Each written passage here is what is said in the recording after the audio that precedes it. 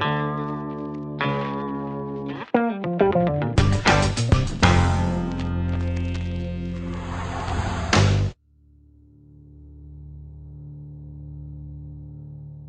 tell me who you are and what you do? Yeah, I'm Tony Gosling and I run a website called Bilderberg.org.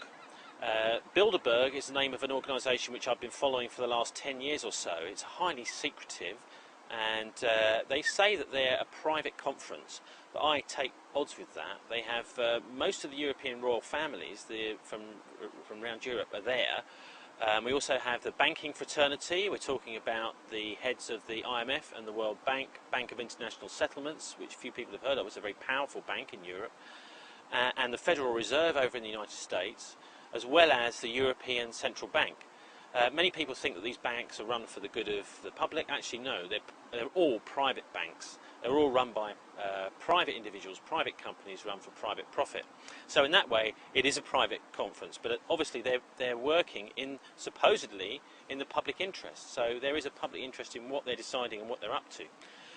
There's also one of the things which I think is a bit disturbing about it, is that there are many of the heads of media corporations, such as Murdoch's News International and governors of the BBC. Powerful people from the media go along to these meetings too. The other people that go are really government ministers, like finance ministers, up-and-coming opposition leaders from around Europe and the United States, and oil companies like BP, Shell, all the biggest oil companies. Their chief executives tend to go along. Although they say it's private, as I said, the security is invariably, well, at every meeting that I've been to, the security is not a private company doing the security, it's the national state security. So we're talking about, say, for example, in the UK, it would be MI5 and the special branch doing the security. It's the official security companies of the nation, paid for by the taxpayers, who are running their security. So I'm sorry that this idea of it being a private meeting just doesn't wash as far as I'm concerned. And there's a very strong public interest in more media coverage of these events. Bilderberg started back in 1954, just after the Second World War. It was started by two guys, a guy called Joseph Rettinger and another one is Prince Bernhard of the Netherlands. Rettinger is shown to be a MI6 agent by Stephen Dorrell in his book MI6, 50 Years of Special Operations, which came out a few years ago. And Rettinger was a really shady character, known as an eminence grise. He was shadowing General Sikorsky during the Second World War, who had a very mysterious accident at the end of the war when he crashed in a plane just off Gibraltar. That was very convenient for the great powers because Poland had just been really just donated as a nation to Stalin by Roosevelt and Churchill, as they'd had the negotiations at the end of the Second World War at Yalta to decide how to carve up Europe at the end of Nazi Germany. Sikorsky was a real problem for them because he wanted Poland to stay really with the Western countries and with Britain, who'd started the Second World War in order to liberate Poland. So Sikorsky was disappeared out of the way, and Rettinger had been by his side all the way through the war, and that was one of the first ever aircraft trips that Sikorsky took that Rettinger wasn't on. He was one of the key people afterwards, in the 50s, after the end of the Second World War, in setting up Bilderberg conferences. The other guy's equally dodgy. This is Prince Bernhard of the Netherlands. Bernhard, before the Second World War, enlisted enthusiastically as a member of the SS and was an SS officer. So if people are saying, well, this organisation is benevolent or benign, I think we should look at those that set it up. Neither of them are benevolent, neither are divine. And if anyone's had any doubt about Bernhard, he was embroiled in a massive scandal in 1975 over $1 million bribe which was paid to him by Lockheed. Many people remember the Lockheed scandal, but Bernhard, the originator and chairman of Bilderberg meetings for many years, was right at the centre of that scandal. Bilderberg doesn't include people from all around the world, rich people from all around the world, really only from the NATO countries, from Europe and North America. And Paul Hauser, who was an SS general, not general, but some sort of German Oberführer kind of thing during the Second World War, in charge of an SS Panzer Corps, said after the Second World War that NATO originated in the international brigades of the SS. That is to say, Nazi sympathisers throughout Europe were enrolled in the early stages of NATO to get the whole project moving. So I think we need to have questions now about what is NATO really all about? Is it there as a benevolent force, or is it in some way inherited something from the Nazis?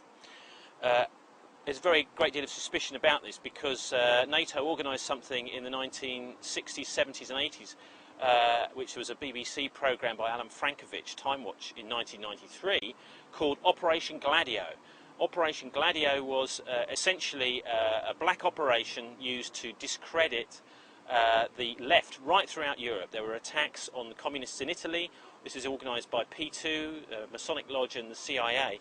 And in Italy and in Belgium. In Italy, Aldo Moro, Prime Minister, was kidnapped and assassinated, and there were many attacks.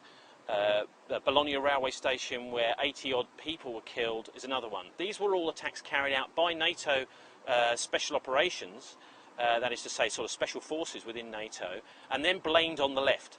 So we're, as it was, Action Direct in Belgium and other forces, supposed left-wing extremist forces, and the Red Brigades in Italy. Of course, it wasn't really carried out by the extreme left, it was carried out by the far right.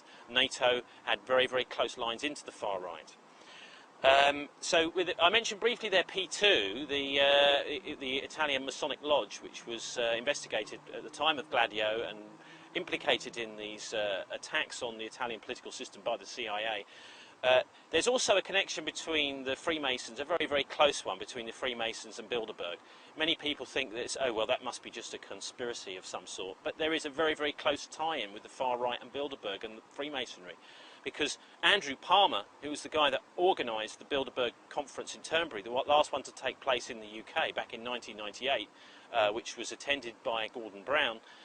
This Bilderberg conference was organised by Andrew Palmer, who was also the personal assistant to the world's top Freemason, the Duke of Kent, who is actually the Grand Master of World Freemasonry.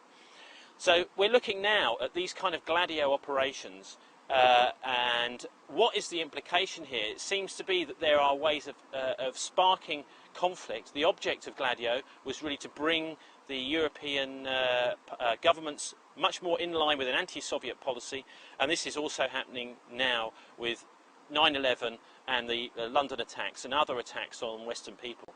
I believe quite strongly that there needs to be a proper investigation into 9/11 and a proper investigation into 7/7. We've had both the 9/11 Commission report, which was really a whitewash.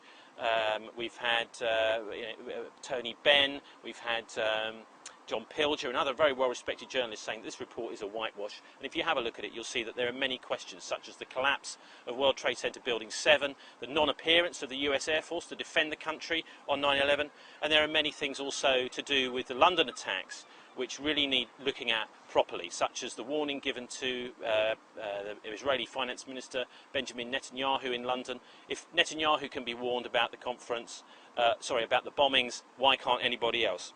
So anyway, this year's Bilderberg looks like it's going to be taking place in Istanbul, and I think all eyes should be on that conference because there will be a major push there, I would imagine, to close the attack on Iran, which has been really stopped by the hostage crisis and many other things that have been going on recently. So Istanbul, all eyes on Istanbul. Remember, back in 2002 was the first we heard at the Bilderberg conference that there was a real serious push for an attack on Iraq. So it would really surprise me if there wasn't some stuff going on this year, although we always have to guess what they're going to be talking about, to do with rolling off the neoconservative Project for the New American Century plan, really for world domination by a dying economic American power and the last, I would hope to see, the death throes of the American economic power.